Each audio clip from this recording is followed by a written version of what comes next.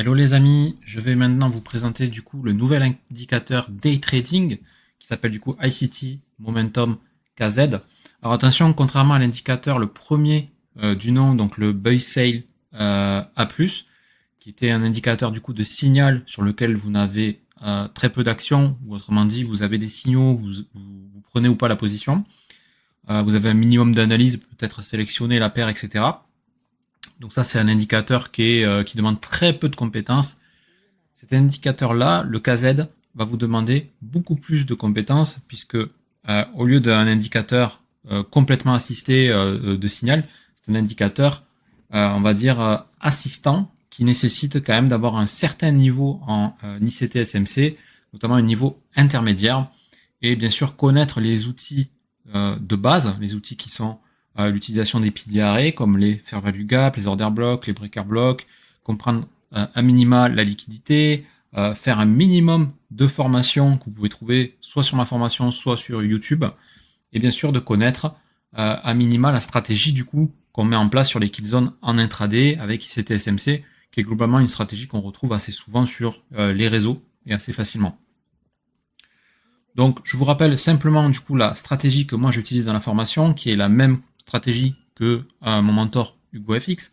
La stratégie, qu'est-ce que c'est? C'est dans un premier temps analyser du coup le biais daily. Que me dit mon daily tous les jours? Est-ce que mon daily me dit qu'il veut pousser à la hausse? Est-ce que mon daily me dit qu'il veut pousser à la baisse? Pour ça, je ne vais pas refaire une formation dans le cadre de cette vidéo, c'est pas le but. Vous avez d'autres vidéos que j'ai produites sur l'analyse du biais daily, sur les niveaux H4, mais vous avez également des formations auprès de Hugo FX sur ce sujet. Et il y en a énormément en termes de vidéos sur YouTube. Du coup, on reprend, biais daily, identifié, bullish, bearish ou indécision. Ensuite, on descend en H4, on vient chercher nos niveaux clés. Donc, de manière générale, ça va être des FVG, des breakers, order block, etc.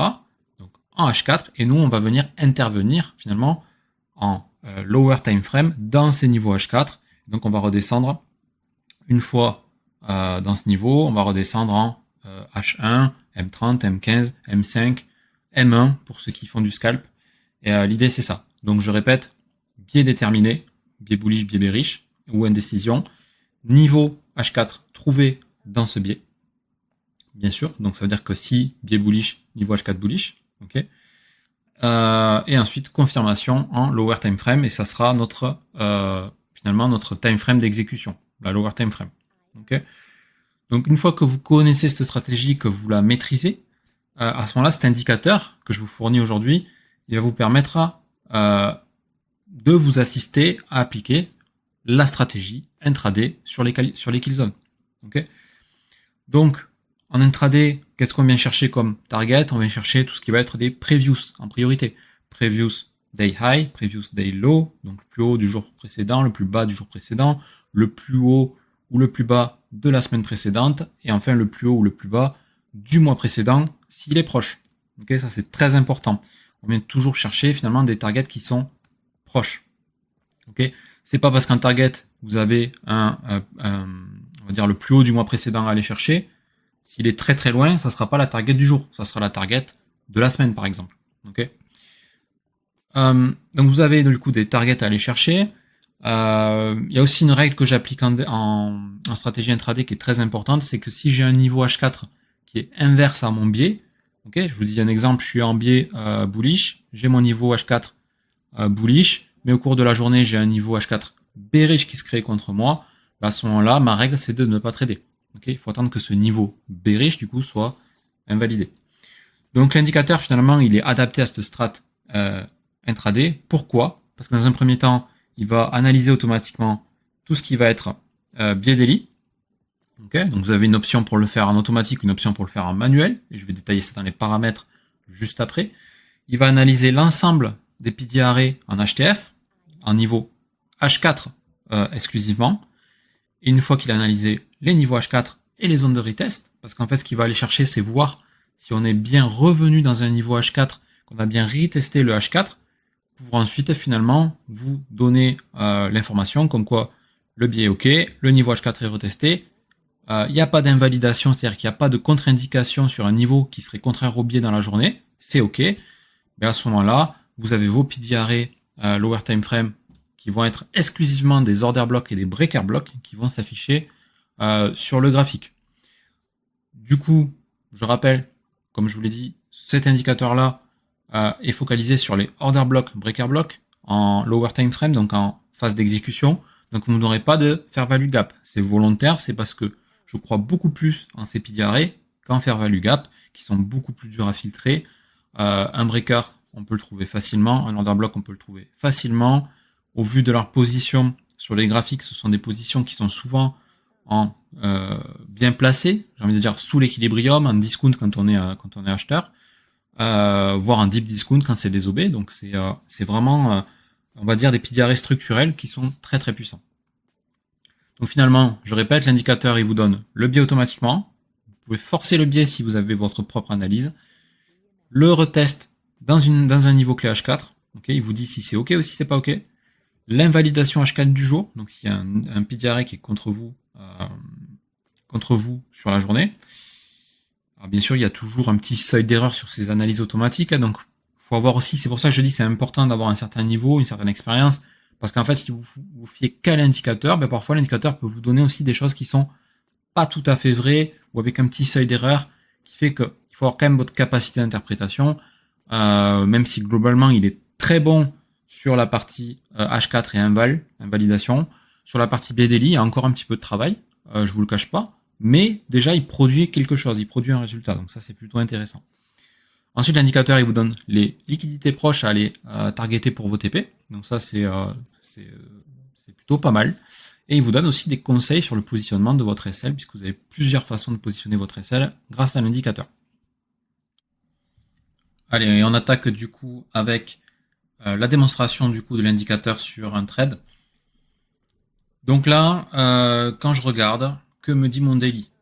Okay, donc là j'ai une bougie, la dernière bougie daily qui est super haussière, qui BOS l'ancienne bougie, qui sweep le bas des bougies précédentes.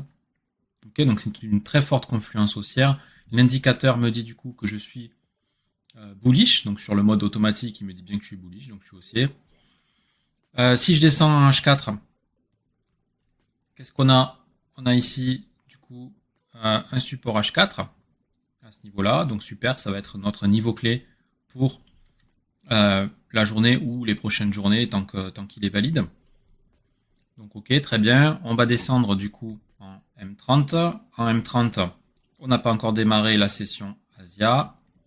Ok, la session Asia démarre. Ok, on va aller jusqu'à la fin.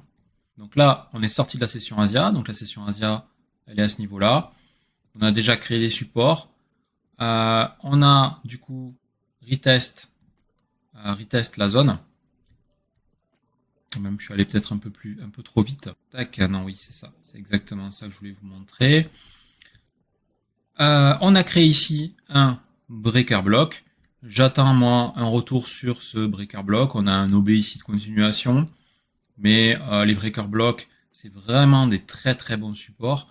Donc ce qu'on attend c'est un retour sur ce breaker block pour aller chercher du coup un TP un peu plus haut. Donc là on peut positionner par exemple protège sous le dernier lot. Donc le dernier lot il est ici, vous avez un autre lot à ce niveau là, mais celui-ci va nous suffire, et on va aller chercher par exemple du 2R, donc on va aller chercher du coup au minima le haut Asia, voire un peu plus, pour avoir nos 2R, et on observe du coup l'entrée en position, donc ça vient toucher du coup le breaker. Très beau trade, ça se passe pas tout le temps comme ça, et je tiens quand même à vous le préciser, mais grosso modo, quand vous regardez ici, on vous dit bien biais daily auto-bull, donc automatiquement bull, en lien avec l'analyse de l'indicateur.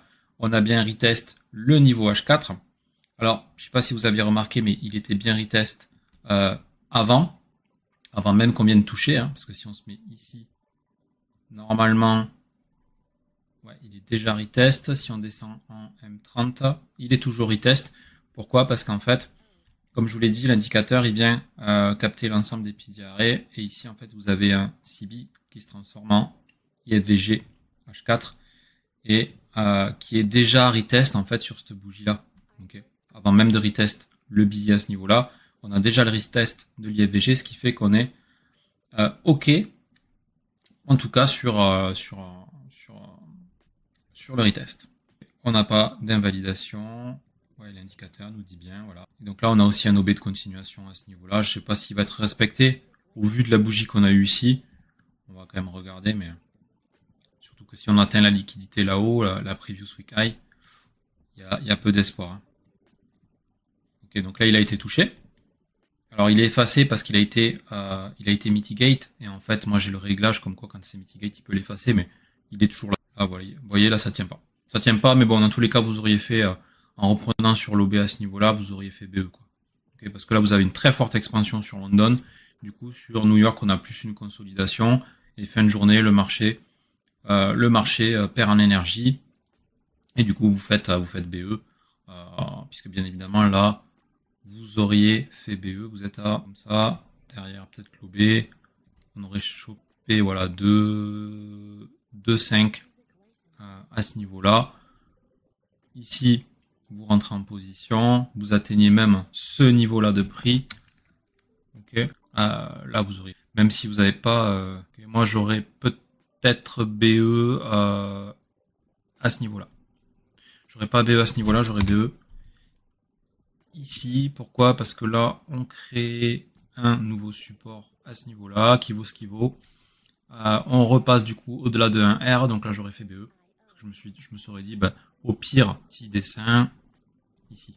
Voilà, au pire, on touche ici. Voilà, on vient de travailler cette zone et on repart. Mais là, vous voyez, on fait sortie de trade. Donc voilà comment fonctionne l'indicateur. Je voulais préciser également que en fait, vous pouvez ajouter des alertes pour tous les breakers. Okay, parce que le breaker a l'option alerte sur l'indicateur. Comment vous faites? Vous créez une alerte, vous choisissez le nom de l'indicateur, vous cliquez ensuite sur la condition tout appel de la fonction alerte et vous créez les alertes par exemple sur la time frame qui vous intéresse. Et dès que vous allez avoir un breaker qui va être créé, dans le sens du biais que vous allez avoir l'alerte qui va se générer systématiquement. Vous allez pouvoir du coup, on va aller voir de suite les paramètres du coup de l'indicateur. Donc les paramètres, vous avez par défaut les bons paramètres. Je vous invite à pas trop les retoucher quand même. Paramètre important, c'est celui-ci, biais daily. Vous avez 5 options. La première option, c'est auto. Auto, c'est-à-dire qu'en fonction du programme que j'ai développé dans l'indicateur, il va faire l'analyse du biais, il va vous proposer du coup un biais. Donc ça, c'est le mode auto.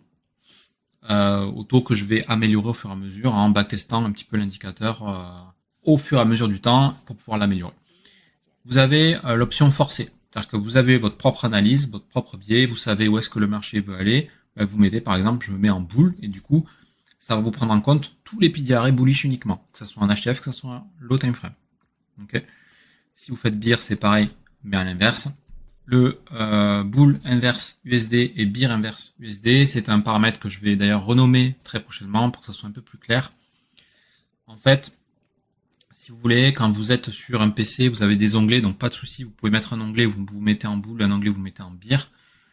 C'est pas le cas sur téléphone. Sur téléphone, si vous avez l'application, ou sur tablette d'ailleurs, si vous avez l'application TradingView, vous pouvez pas fonctionner dans l'onglet. Vous fonctionnez directement sur, on va dire, le même onglet et vous naviguez entre les paires, etc. Du coup, ça veut dire quoi? Ça veut dire que si vous êtes en auto, pas de souci. Par contre, si vous êtes en forcé, vous allez avoir un problème, c'est que si vous forcez bull, par exemple sur le dollar, en fait, quand vous allez aller sur euro USD, vous allez être toujours en forcé bull, donc vous allez devoir modifier les options, etc.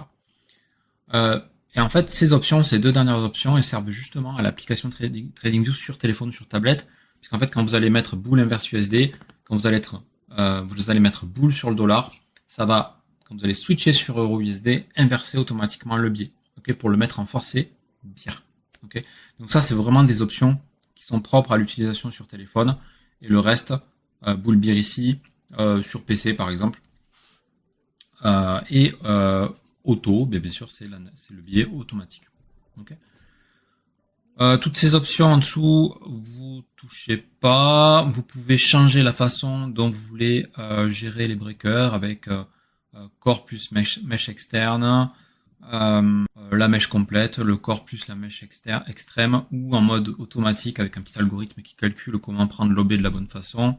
Voilà, vous pouvez adapter un petit peu toute cette partie-là. Je vais pas rentrer trop dans les détails.